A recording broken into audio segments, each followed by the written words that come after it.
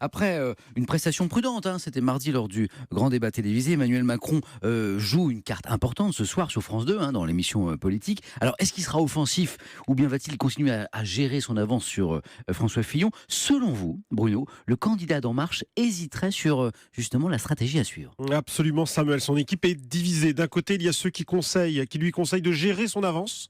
Selon eux, à quoi bon prendre des risques et faire pencher l'embarcation trop à gauche ou trop à droite?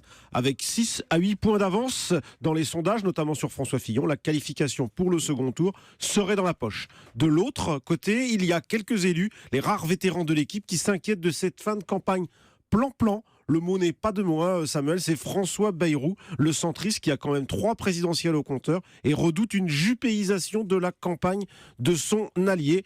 En clair, Macron croirait trop au sondage qui le donnerait gagnant. Alors justement, Bruno, ça semble se retourner justement dans les sondages. Il a perdu la tête dans le sondage Rolling IFOP que Paris Match publie chaque jour.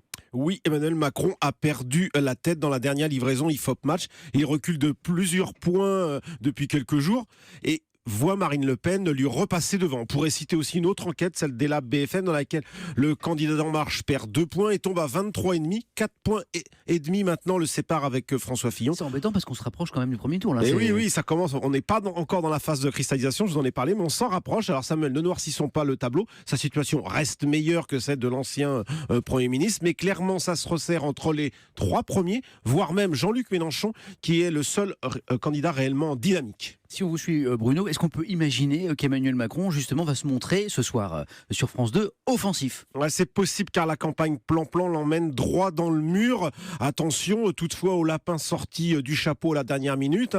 Souvenez-vous, sa proposition de service militaire d'1 mois n'a pas porté ses fruits, cher et peu crédible, a immédiatement jugé la droite et de nombreux spécialistes.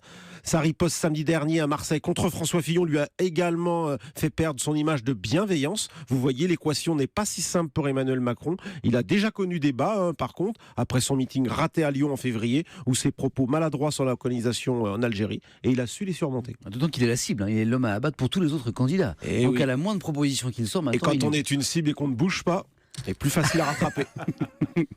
Le difficile choix de la stratégie d'Emmanuel Macron. Donc on verra, hein, Bruno, jeudi, quelle stratégie il va adopter, notamment ce soir dans l'émission politique. C'est sa dernière grande émission politique, parce qu'ensuite, à partir du 10 avril, c'est l'égalité réelle. Merci beaucoup, entre les candidats. Bruno. Merci, Axel.